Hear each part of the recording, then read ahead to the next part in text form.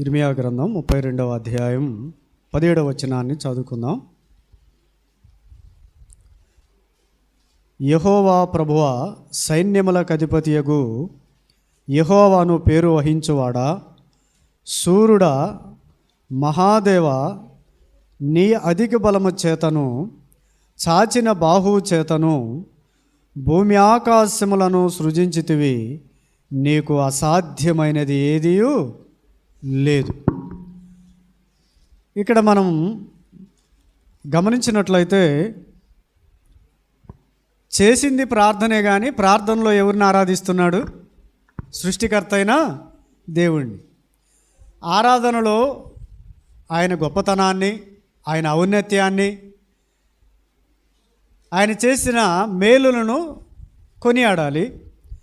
అదే క్రమంలో ఆయన మన కొరకు ఆత్మీయంగా చేసినటువంటి మేలు ఏంటి అంటే, ప్రభు అయిన యేసు మన అపరాధముల నిమిత్తం, మన దోషముల నిమిత్తం కల్వరి శిలువలో బలి అయి చనిపోయి సమాధి చేయబడి 3వ దినాన తిరిగి లేచి మరలా రాబోతున్నాడు. ఎందుకు అంటే తనతో పాటు మనం ఉండడానికి, చచ్చిన మనములను క్రీస్తుతో కూడా బ్రతికించి రాబోయే యుగములలో అత్యధికమైన మనకు ఆయన చేసిన ఉపకారం ఏంటంటే ఆయనతో కూడా కూర్చుండే భాగ్యం. అంత గొప్ప భాగ్యం ఇచ్చినటువంటి దేవునిని మనము స్తుతించాలి. అందుకని ఇక్కడ యెహోవా ప్రభువా, సైన్యములకు అధిపతి యెహోవాను పేరు వహించువాడా, సూర్యుడా, మహాదేవ, నీ అధిక బలము చేత సాచిన బాహువు చేతను భూమి ఆకాశములు సృజించితివి, నీకు అసాధ్యమైనది ఏదీ లేదు. దేవునికి అసాధ్యమైనది ఏదీ లేదు. ఎందుకు? ఈ భూమిని ఎక్కడ ఎలాడదీశాడు? శూన్యములో. ఎక్కడ? మనం అనుకుంటున్నాం ఒక ఎత్తైన బిల్డింగ్ కానీ, ఎత్తైన స్థలం కానీ ఎక్కి కిందకు చూస్తే మనకేమవుతుంది? కళ్ళు తిరుగుతాయి. కానీ ఈ భూమి ఎక్కడుంది? శూన్యములో ఉంది. ఈ భూమిని దేవుడు శూన్యములో వేలాడదీశాడని బైబిలు చెప్తా ఉంది. దీనికి భూమికి పునాది వేసినవాడు. అయితే ఇక్కడ రాయబడిన మాట, ఆయన నీ అధిక బలము చేతను చాచిన బాహువు చేతను భూమి ఆకాశములను సృజించితివి, నీకు అసాధ్యమైనది ఏది లేదు. మనకి ఏది సాధ్యం కాదు, ఏమీ చేయలేం. కానీ దేవునికి సమస్తము సాధ్యం. ఆయనకు అసాధ్యమైనది ఏది లేదు అని ఇక్కడ గుర్తు చేయబడుతుంది. ఎందుకంటే ఆయన సృష్టి క్రమాన్ని చూస్తున్నప్పుడు దేవుడు మనకి అర్థమవుతూ ఉంటాడు. ఆకాశం వైపు చూసినప్పుడు సాయంకాలం వేళ ఏం కనబడతాయి? ఆకాశ నక్షత్రాలు కనబడతాయి. ఆయన వాటి పరిమాణము చొప్పున వాటిని నియమించాడు. వాటి పని అవి వాటంతట అవే చేస్తూ ఉన్నాయి. ఆకాశం కలుగునుగా కంటే కలిగింది, భూమి కలుగునుగా కంటే కలిగింది, సూర్య చంద్ర నక్షత్రములను కలుగునుగా కంటే కలిగింది. కానీ మానవుడు మాత్రం, మానవుడు అవునుగాక అన్నాడా? చేతికి పని పెట్టాడు, ఆలోచనకు పని పెట్టాడు. ఎలాగ చేయాలో నేల మట్టిని ఏం చేశాడు? తీసి, ఆదాం అనే పేరుకి ఎర్రనివాడు అని అర్థం. ఎర్రని మట్టితో చేశాడు, నేల మట్టితో చేశాడు. ఆయన ఆలోచనకు పని పెట్టాడు. మానవుడిని ఎలాగ నిర్మించాలనుకున్నాడు? తన పోలిక చొప్పున తన స్వరూపమందు చేయాలనుకున్నాడు. అలాగైతే ఆదాము ఆజ్ఞ అతిక్రమించుడు ద్వారా ఆయనే మన పోలికలో వచ్చాడు. ఆ పిల్లలు హెబ్రీ 2:14 ఆ పిల్లలు రక్తమాంసము కలిగిన వారైన ఎరిగి ఆయన కూడా రక్తమాంసంలో పాలివాడుగా వచ్చాడు. ఎందుకు వచ్చాడు? మనకు మరణ భయం ఉంది, దాస్య భయం ఉంది, సాతాను భయం ఉంది. వీటన్నిటి నుంచి విడిపించడానికి ఆయన పరలోకం నుండి భూలోకానికి వచ్చి చీకటిలో ఉన్న మనవులను ఆశ్చర్యకరమైన తన వెలుగులోనికి పిలిచాడు. అలాగైతే అందును బట్టి ఆయనకున్న అధిక బలం, ఏ బలం అంటది? అధిక బలము చేత చాచిన చేతులు. ఆయన చేతులు ఎలాంటివి అంట? ప్రతి పనికి సాపబడతాయి. మనం కూడా ప్రతి పనికి ఏం చేయాలి? చెయ్యి చేసాలి, పని చేయాలి. ఏం పని? దేవుని పని చేయాలి. ప్రభువే చెప్పాడు, మీరు నా పని చేయండి, నేను మీ పని చేస్తానని చెప్పాడు. కాబట్టి ఇక్కడ 20వ వచనాన్ని కూడా మనం చదువుకుందాం. 20వ వచనం, నీవు ఐగుప్తు దేశములో చేసినట్టు నేటి వరకు ఇశ్రాయేలు వారి మధ్యను ఇతర మనుషుల మధ్యను సూచక్రియలను మహత్కార్యములను చేయుచు నేటి వలె నీకు కీర్తి తెచ్చుకొని ఉన్నావు. ఐగుప్తు దేశంలో ఎలాగ చేసావో నేడు ఇశ్రాయేలుల మధ్య కూడా నీవు అనేక కార్యములు చేస్తున్నావు. అక్కడే కాదు, ఇతర ప్రజల మధ్య కూడా చేస్తూ నేటికి నీవు ఏం తెచ్చుకుంటున్నావంట? కీర్తి తెచ్చుకున్నావు. ఆయన మహిమ తెచ్చుకుంటున్నాడు. ఆయనను కొనియాడాలి. ఎందుకంటే ప్రతి విషయంలో ఆయనకు అసాధ్యమైనది ఏది లేదు. చూడండి 27వ వచనం, 32వ అధ్యాయం 27వ వచనం, నేను యెహోవాను, సర్వశరీరులకు దేవుడను, నాకు అసాధ్యమైనది ఏదైనా ఉండునా. ఆయన ఎవరంట? ఈ శరీరం పుట్టిన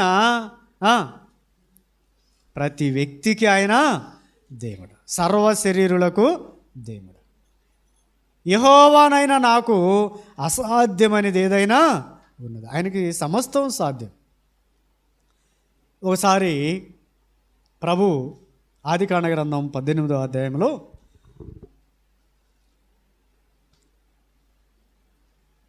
ప్రయాణం చేస్తున్నాడు. సింధూరు వృక్షం దగ్గర గుడారం వేసుకొని అబ్రహాము నివాసం ఉంటున్నాడు. ఎండవేళ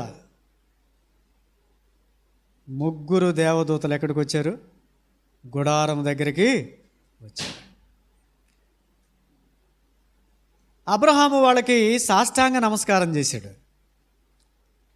చేసి వాళ్ళకి నీళ్ళిచ్చాడు. అలసట తీర్చుకోండి, మా ఇంట్లోకి రండి, మీకు భోజనం సిద్ధపరుస్తాను. సిద్ధపరిచిన తర్వాత మీదటికి నీ కవిగిట కుమారుడు ఉండునని చెప్పాడు. వెంటనే నవ్వేసింది. ఎవరు? శారా. ఎందుకు? ఇలాగ ఎన్నో అయిపోయినాయి, వాళ్ళు చెప్పి వీళ్ళు చెప్పి. అందుకని ఏం చేసింది? అప్పుడు కూడా అన్నాడు, యెహోవానైనా నాకు అసాధ్యమైనది ఏదైనా కలదా. ఆయనకి సమస్తము సాధ్యమే. కాబట్టి ఆ ప్రభు అయినటువంటి దేవుడు మానవుల విషయమై ఆయన ఆలోచన చేసినటువంటి వాడు.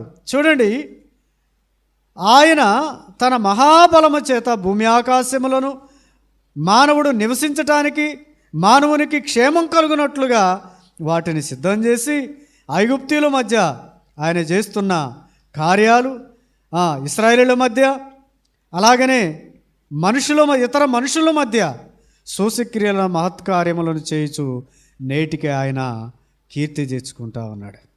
అంత మాత్రమే కాదు, 19వ వచనం చూస్తే ఆలోచన విషయములో నీవే గొప్పవాడు. ఎవరంట ఆయన? మన ఆలోచన సరిపోదు, మన తెలివితేటలు సరిపోవు. ఆయన ఆలోచన విషయంలో ఎవరంట? గొప్పవాడు.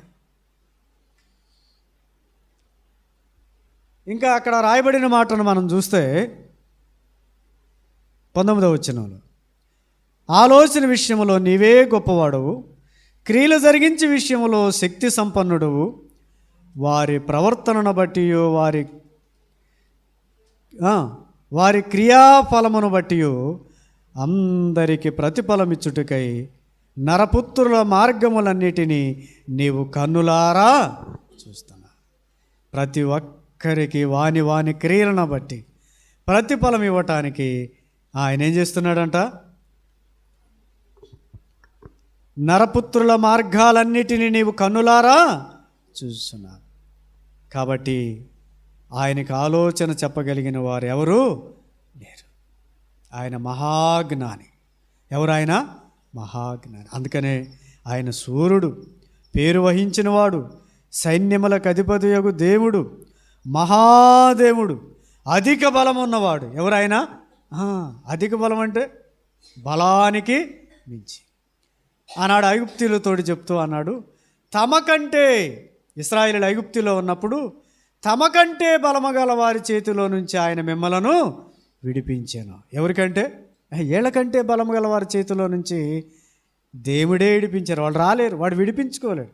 అలాగనే పాపములో ఉన్న మనలను, లోకములో ఉన్న మనవలను, నిత్య నరకానికి జోగుతున్న మనవలను తన ప్రియకుమారుడైన యేసు ప్రభు వారిని ఈ లోకానికి పంపించి ఆయన శరీరమునకు శిక్ష విధించి, ఆయన శరీరము నలగొట్టబడి, పిడిగుద్దులు గుద్దబడి, హేళన చేయబడి, అవమానపరచబడి, శిక్షించబడి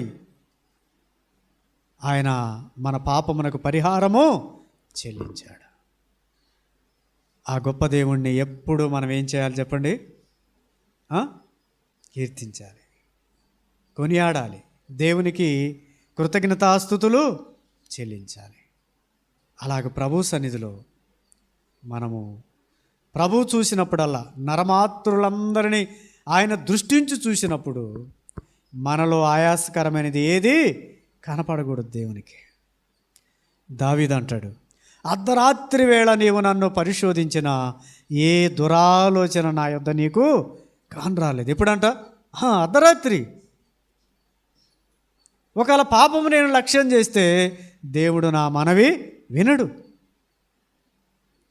కాబట్టి చాలా జాగ్రత్తగా ఉండాలి. ప్రభు సన్నిధిలో నీ దేహమే దేవునికి ఏంటిది చెప్పండి, చెప్పండి, ఏంటిది? ఆలయం. ఇప్పుడు మనమందరం కూర్చున్న ఈ ఆలయం కాదు ఆయన కోరుకుంటుంది. ఏంటి?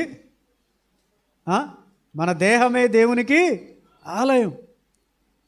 ఆ ఆలయం పరిశుద్ధంగా ఉండాలి. ఎలాగ ఉండాలి? పరిశుద్ధంగా ఉండాలి. అది ప్రభు కోరుకుంటుంది. అలాగ ప్రభు సన్నిధిలో మనమందరం మోకరించి ఆయన మన కొరకు చేసిన త్యాగాన్ని నోరారా హృదయపూర్వకంగా ఆత్మతో సత్యముతో ప్రభువుని సేవిస్తూ గణపరుస్తూ